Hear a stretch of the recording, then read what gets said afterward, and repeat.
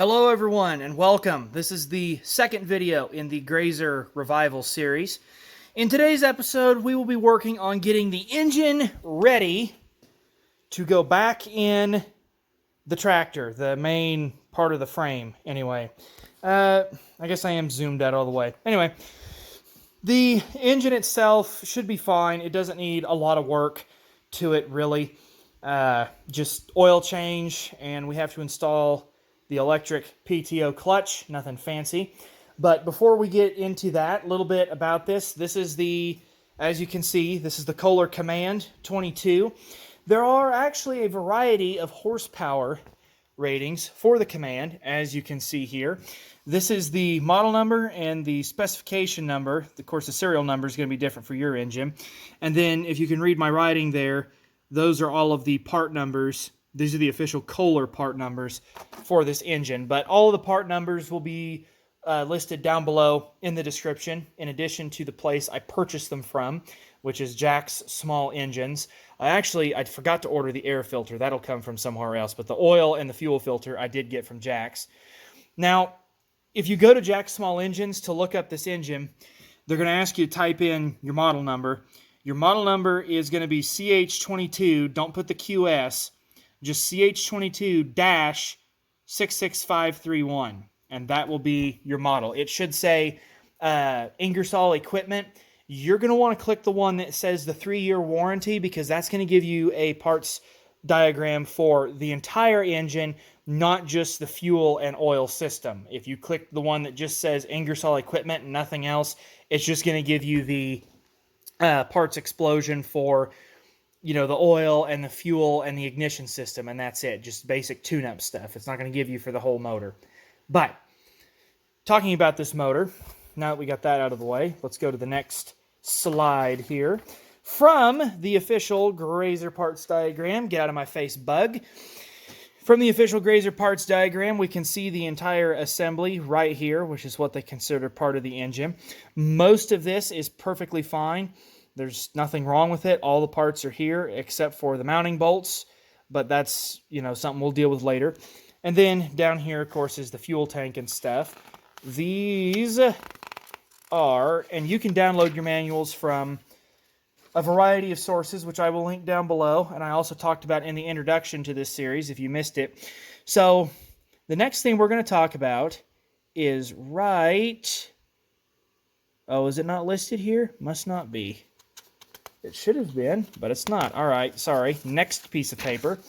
Right here is what we're going to be talking about next. Now, I forgot to mention this in the introduction, but there are two different engines that come in these Grazers. One of them is a Briggs & Stratton Vanguard, and if your model number ends with V, that's what you're going to get. This is the clutch for the Vanguard. This is what it looks like. It's a different design. Now, I actually have a 2090V right out there that has the Vanguard in it, but we wanted to mess with this 2297K first, and the clutch for it is right here. Now, as you can see, there's the bolt.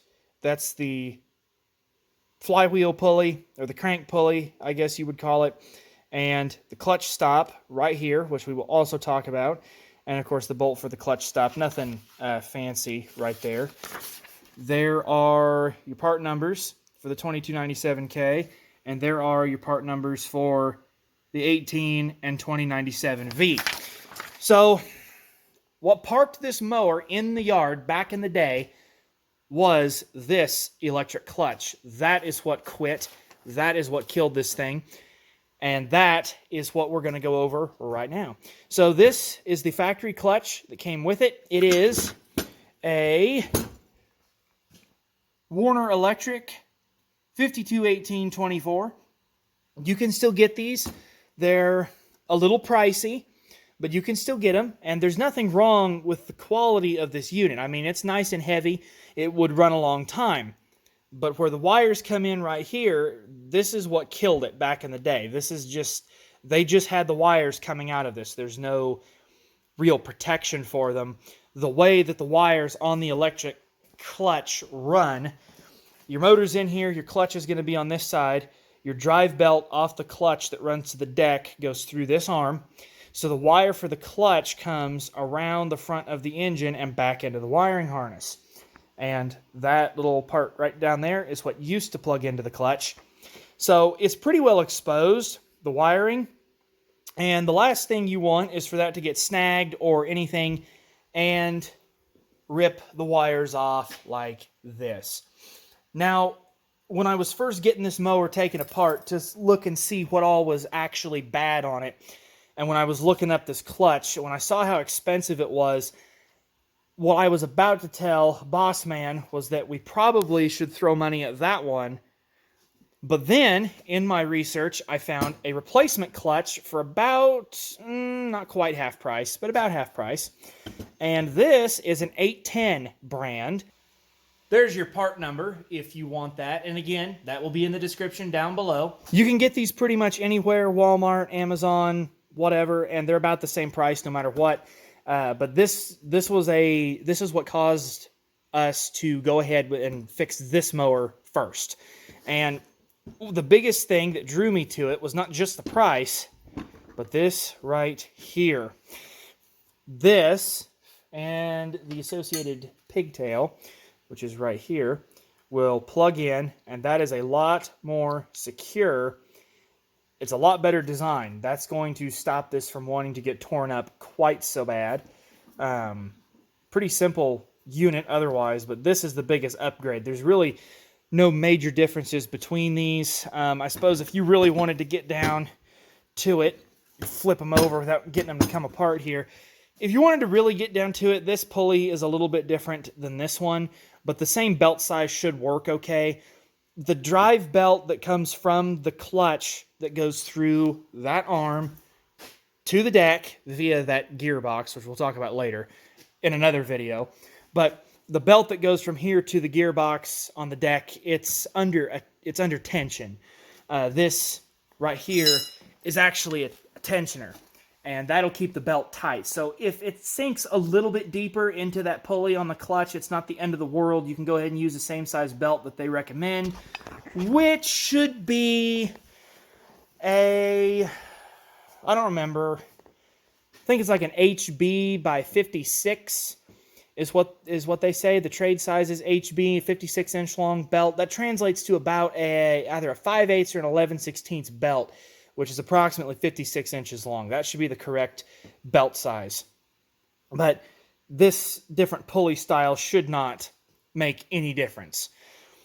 And then, like I said, that right there is the biggest thing that's going to help us keep this mower running and not destroy the damn thing again. All right, so the next step, or the next important thing, get the tripod out of the way here. The next thing we're going to talk about is a clutch stop. When the PTO is on here, those little slots that were in it line up with this hole here and this hole here, depending on which way you orient it. And there's supposed to be a clutch stop that bolts right here and goes in that slot, and that stops the clutch from, flopping around when it's not supposed to. Now, because this mower sat for so long, that part has long since been gone. And so I was looking around, and I managed to find another piece of steel that I bent, which is why it doesn't look pretty. But I found another piece of steel that I bent and went ahead and put on here. Freaking bugs. And that should fit and work just fine. It is for a 7/16 bolt. This is, I believe, 1/4-inch steel, which should be enough. It about has to be mild steel. I don't think it's anything fancy, and it should work. I'm not entirely sure, but it should work. I mean, all it's supposed to do is hold the clutch in place. It's not like there's actually going to be a lot of strain on the damn thing. And obviously, I'm not going to leave it this long. I will cut it to length once we get the clutch installed on the engine. But before we do that, I need to clean out these threads. I think this one up here is threaded too. I'm not sure. At least this one down here is probably the one I'm going to use, because if you remember from just a few seconds ago, they give you two different slots. And if you imagine that this is on the engine, if I put that bar in the lower slot, that should kick this up. which should be the optimal way to run that cord around and keep it out of the way as much as possible, because I do not want that getting destroyed again. So I'm going to go ahead and pull out a tap. We'll clean the threads in that one hole, and then we'll get this thing installed, nothing fancy, and we'll move on from there. All right, a little bit of PB Blaster in there to kind of get stuff broken up. Shop towel to clean up the mess. And then, if I can get it in front of the camera here, a 7/16 by 14 tap should fit in there and do what it's supposed to. There's just dirt in here mainly. There shouldn't be really much else. I guess that's quarter, isn't it? Yep. We'll just kind of get that in there all the way. Make sure everything's nice and clear. I don't have my compressed air with me, otherwise I'd just blast it with compressed air. I'm too lazy to go move the trailer back over by the shop, so I have it. Oh, getting a little stiff there. The parts book only shows there's supposed to be one clutch stop. They do not show two. So I didn't bother making two, but I've got another one of those pieces of flat iron if I need it. That came off of the Versatile 800 when we redid the hydraulic bar. These used to be the, this is what stuck up and held the clamps for the remotes. It was a very silly system. It was weak, and I didn't like it much. Okay, I think we've hit the end of our rope there. But yeah, that system on the tractor was not really the best. So we went ahead and upgraded it to just a flat bar with the remotes put on it. It's a lot better that way. Of course, new remotes make a huge difference too. I see. That was pretty dirty, huh?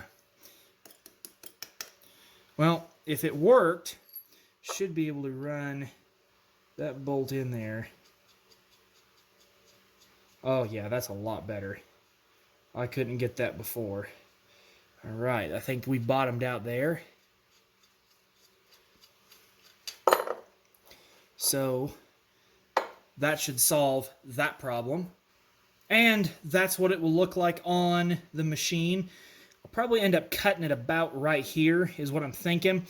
One of the reasons I picked this particular piece was not just because it was wide enough to fit in that slot really well on the clutch, but also because it had the hole pre-drilled.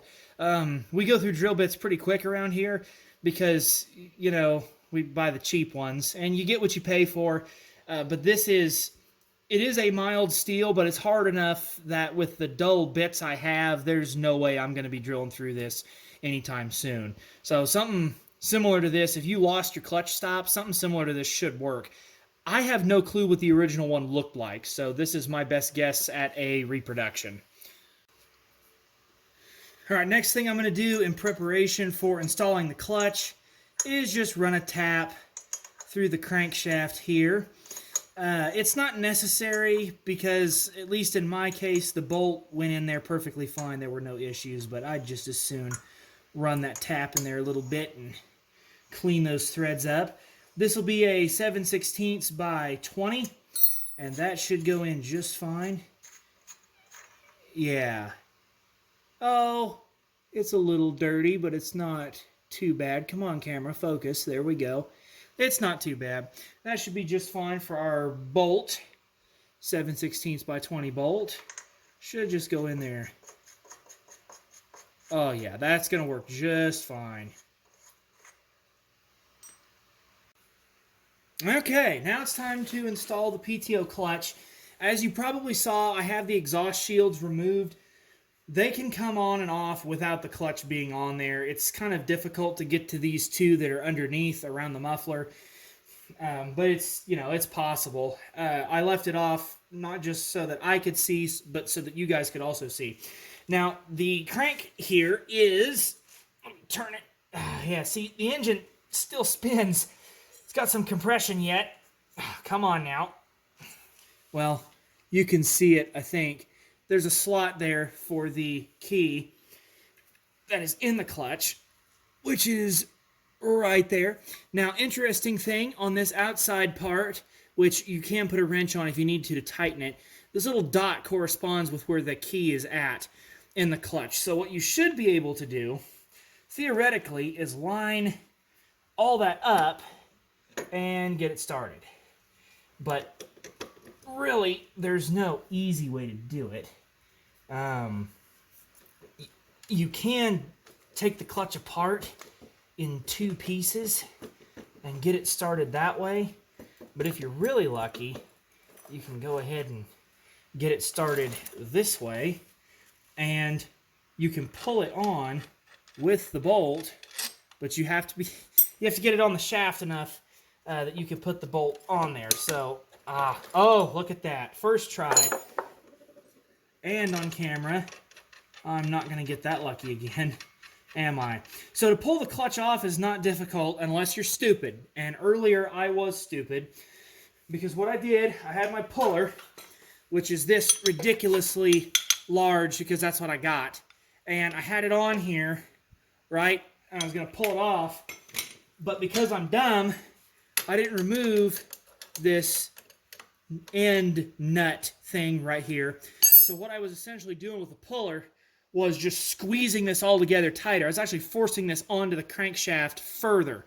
And until it started making noise, I think I shoved the crankshaft over a little bit because I was trying to get it back off. I'd put this on to test it, and I was trying to get it back off. And I was actually pushing this on tighter because I forgot to pull this one out. When I took the old PTO off, it came off really easy. I mean, you get it set, and you put a little strain on it, tap your threaded rod a little bit, and it should break right loose and come off with really minimal effort. It still does require the puller to get it all the way off the shaft, but it does not take a lot of effort. It should come on and off really, really easily. Now, to tighten it down, once you get it started and you've verified that everything's okay, which if you can't spin this, it's on there and started, 5/8 wrench. You can just do that and see how it's moving. And I'm not even turning that hard. It's getting on there just fine. And as see there, now I got a little resistance on it, and now I'm turning the motor. And if you can turn the motor and that nut's spinning, that's how you know you've got it seated, or at least started. So what you should be able to do now is take your 5/8 wrench on there like so. Then you can take another wrench or hammer and just tap on it like that, and it should push it all the way on. Now, there's not a dedicated torque spec for this in the manual, but the piece of paper that came with the new clutch said that for a 7/16 bolt, you should torque it down to 50 or 55 foot-pounds, something like that. Well, I'm not going to. I'm just going to tighten it with this like I just showed you, and that should be good enough. Then we'll put the clutch stop in and move on. And before anybody's worried about me damaging my wrenches, this whole set was like 25 bucks. These are cheap wrenches, and they're cheap for a reason, so that I can beat on them like this and I don't feel bad. Now, there is one wrench. It's not here, but I did have to buy a replacement 3/4. That is an expensive wrench, and I wouldn't hammer on it like this necessarily, but you know, if you don't mind tearing up your tools, and this is part of the reason you should buy cheaper tools, it's better to do it this way. Otherwise, you'd have to put a wrench on here to hold this and tighten it down that way, which you can do if you want. It's up to you. I do not advise using an impact gun on this. I think that's a bad idea, but that's just my opinion. It's going to be your machine. You do what you want. What I'm going to do is get this tightened the rest of the way down, and then we'll get the clutch stop in and see how that works. All right, well, I thought about it for a couple seconds, and I figured it would probably be smart for me to go ahead and actually hold this and tighten it down properly. So Excuse my dirty legs.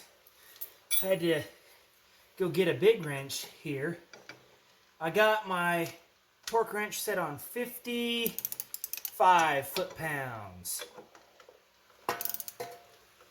I hope I can hold it with this wrench, otherwise I'll have to go get channel locks.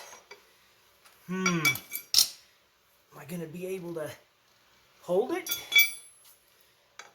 1.5 wrench is what size this is, but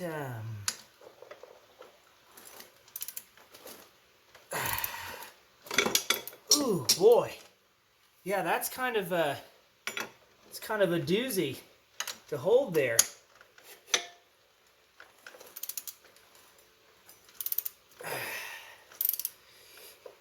Maybe I should have taken the bolt all the way back out to go ahead and check. That makes stuff take longer. God damn. Oh. Well, come on now. Good grief. Almost there. Alright, well, if you do this yourself, I guess know what you're getting into, because this is getting old really quickly. I don't know what kind of a wrench they expect you to have to hold the damn thing. Something. Must be getting close so I'm getting resistance on it, right?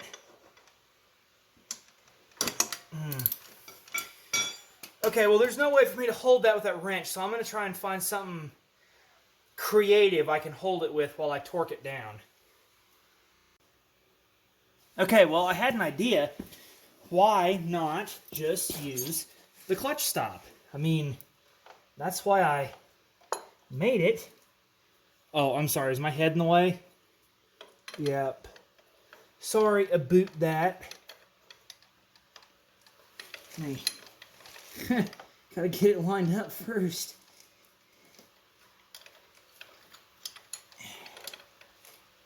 Are we lined up? Maybe.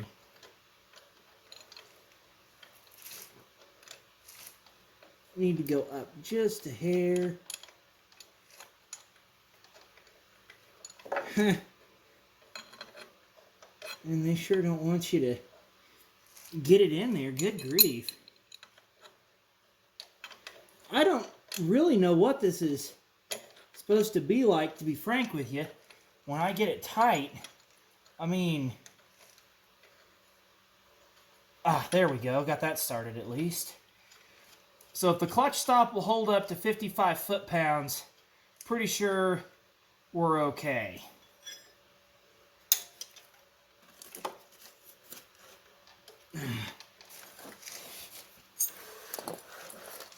Get that out here where I can actually get on it with a wrench and tighten it, because I don't have my sockets with me.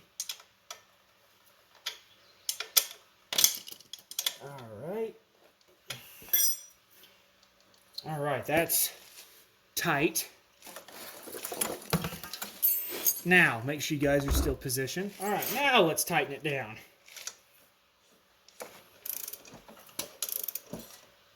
And you guys let me do that. Now, why am I so stupid? It's still turning the crank. Well, how are you supposed to tighten it down? That's a puzzler. Give me a few more minutes. Alright, well, I'm going to be honest with you guys. I don't know how to hold this so that I can tighten that down all the way. But one of the things I did discover is that, well, if I do that, I'm not really moving it anymore. I'm just holding my hand out here on the end of the wrench and hitting the 5/8 wrench. I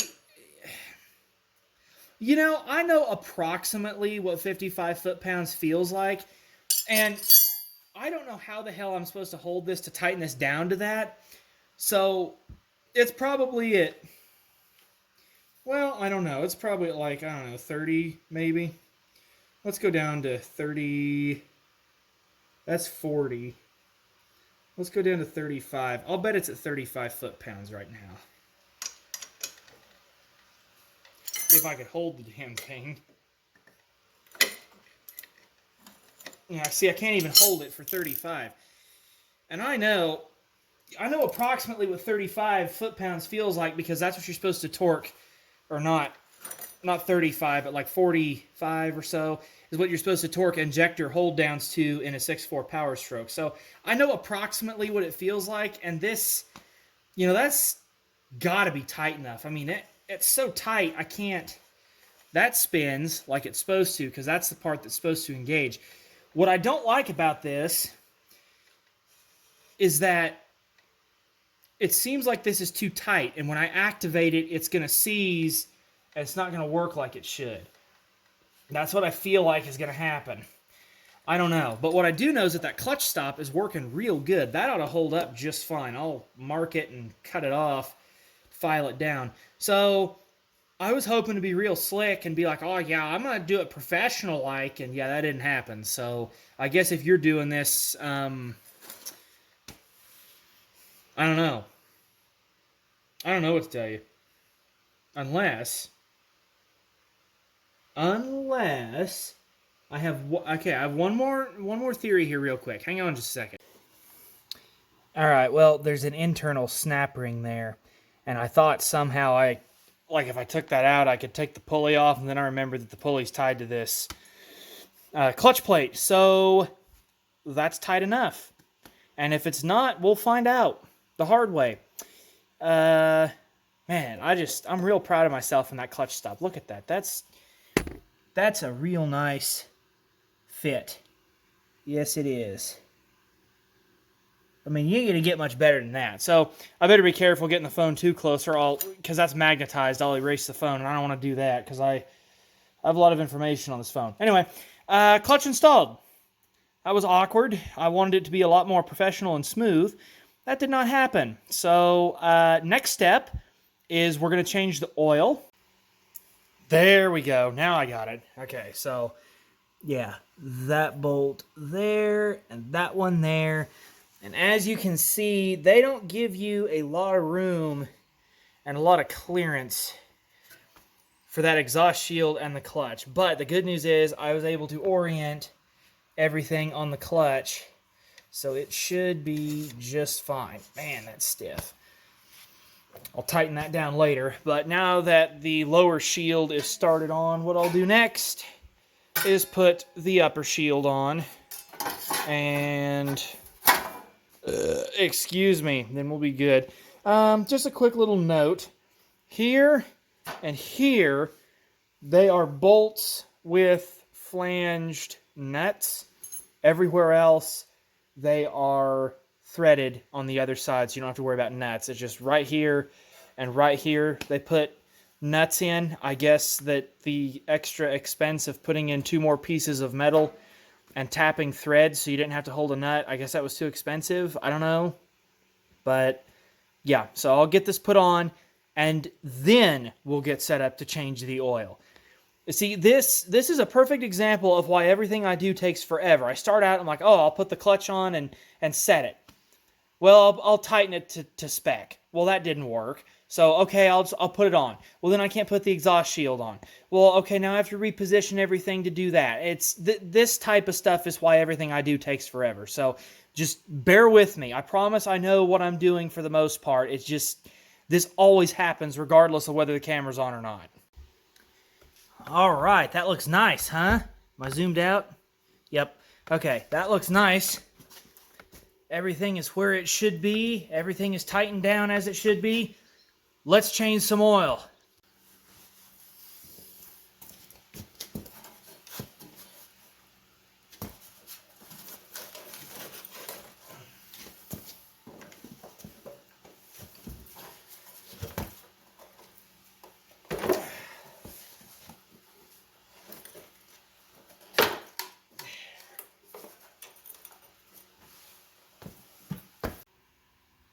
All right, well, again, 10 seconds of consideration, I figured out I didn't have anything that was going to work for that little creeper, so I put it up on a cinder block. I'll go ahead and grab my jars. We'll get this oil changed real quick because I'm running out of daylight. I know the lighting is not the best, but, I can only do so much. All right, so this thing's supposed to hold like 2 quarts or so, a little more than 2 quarts. So I think if I get out all of my special glass jars, I'll have enough to go ahead and do this, right? There, that's what I like. Go ahead and do that. You know, this is the most I've ever used a 5/8 wrench before. I hardly ever use that size. Let's see how the oil looks. We'll get that drain plug out later, don't worry. Once I get all the oil drained out, we'll go ahead and pull the filter. Oil doesn't look too bad, actually. I know it looks probably kind of black to you guys, but it's still got some brown to it.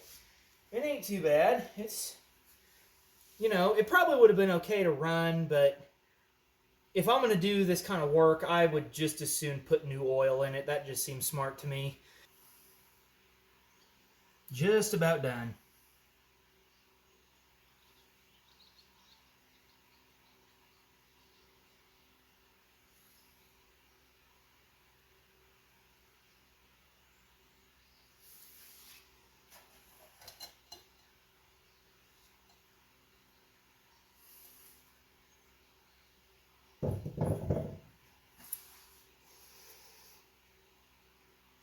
I don't think we're going to do much better than that, honestly.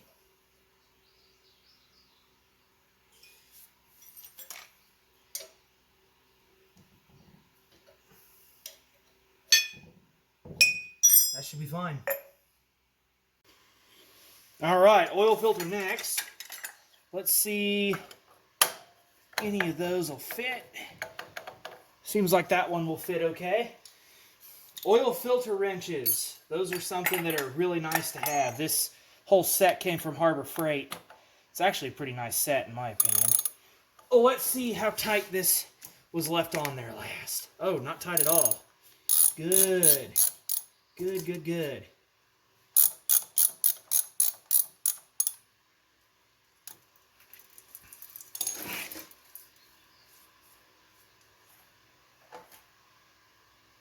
Napa. 1056 Napa. Oil looks good. Can't complain. All right, now we'll get the new filter here.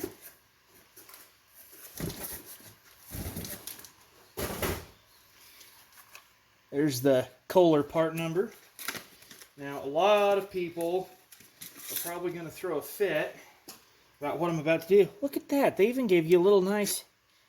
Isn't that handy? Anyway, a lot of people would never do what I'm about to do. That's okay. Take some of the old oil and grease or oil the seal on the new filter. Heck yeah. Now, normally, I would prime the filter, but because there's not... because it's a side filter, I can't prime it. Alright, that's probably good. You never want to tighten down those filters with a wrench. That is a horrible idea. Alright, just so we're on the same page here, because I don't need people yelling at me down in the comments. This is what they recommend for the engine, okay?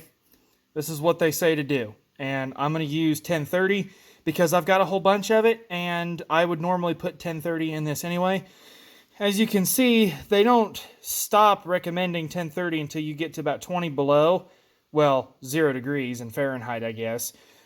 And I'm never going to run this damn thing when it's that cold. And if I do, it's going to be fine, because all the oil we use is synthetic blend. We don't use conventional anymore just because, well, actually it's harder to get, really. Not everywhere has conventional. Most everywhere has synthetic blend. And that's what we go ahead and use. That's what's going in the engine. And it says, in the next page, check oil level, change oil, install the oil filter, fill the crankcase, proper type to the full mark on the dipstick, and later in the manual it says it holds about a couple quarts, so we'll just get the jug and start adding oil until it looks about right, and we'll add a little more later if we need to. Get the harness out of the way a little bit here.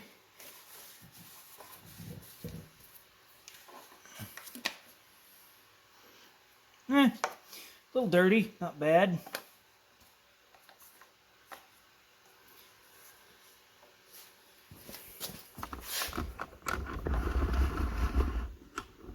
There, I'll raise you guys up so you can see a little bit better. I have about 2.5 quarts. This is probably 1030. No big deal.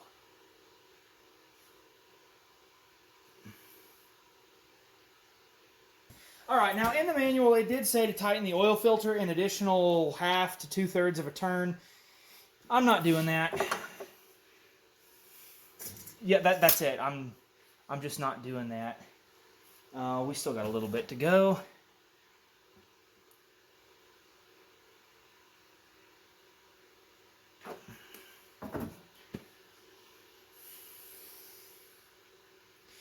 Now, I don't know if people are going to get down in the comments and throw a fit about what kind of oil I'm using or not.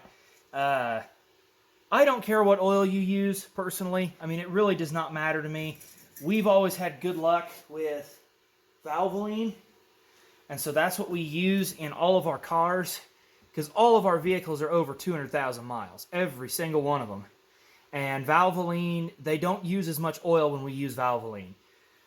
So that's what we like to use. You use whatever, because honestly, if I didn't have this, I'd be using Country Tough, which is the Orscheln brand. In an application such as this, oil is oil.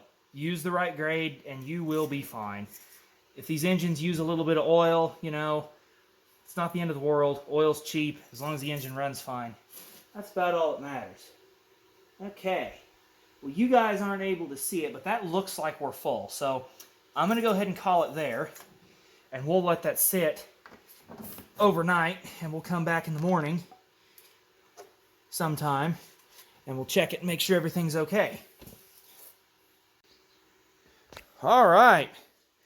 We got the PTO clutch on, which is on the other side, back over there. Can't see it. I'm not going to bend down. My knees are killing me. Got the PTO clutch on, got the oil changed. New filter. Oh, so exciting. Very exciting video. So, I had intended to get more done, but honestly, that's okay. If I chop this up into smaller videos, it's not going to be the end of the world. I'll probably be cutting a lot of dead time out of this footage anyway, so you guys will get a real condensed version of what I actually filmed. So, now that that's all ready to go, there's really not anything else for me to do except pull the clutch stop right there. Come on, figure out where you're pointing, Owen. I'll cut the clutch stop, file it down, make it all nice and purty. And then next step, probably next video, we'll be getting the engine in here. I should have a tube for that tire tomorrow, and I'll go ahead and get that in there and get a tire back on it. I didn't want to put the engine in before I had the tire on, because as this thing sits right now, I can pick it up if I need to, one-handed. I have the bottle jack there in case I need it, but I don't want to put the engine in there because I know I'm not picking it up one-handed on the floor. So, yeah, everything is good there. Now, let's grab a jar of this oil here real quick. You guys probably cannot tell on camera, but I'm telling you, looking at this, it's not that black. I mean, it's really not. It's not bad at all. Can't really tell there either. It's not super black. It is used, and it wouldn't have hurt if I just went ahead and ran it, because it smelled fine and it was flowing okay. But, you know, like I said, I would just as soon replace the oil and know that that's good. It might burn a little bit because it sat for so long. What I'm thinking is the rings may have seized. It may have to break back in, if that makes sense. So I'll just keep an eye on it, and if I have to add a little oil, I have to add a little oil. I mean, oil's cheap. Well, oil's cheaper than an engine. You could buy a lot of motor oil for the price of an engine. So I'm going to go ahead and cut it here. It's late. I got a couple other things I need to do to finish up the day. So thank you guys for watching. I know that was a production and nothing interesting happened, but that's about the way everything goes around here. Tune in for the next video. We'll see about getting the engine mounted into here, and we'll actually make stuff look better. And yeah, every relevant part number and all that will be linked down below, so make use of that if you wish. Leave a comment if you have any questions or if you have any additional helpful information for other people, that's awesome. I would love to see some of that. And we'll just catch you guys in the next one. Take care.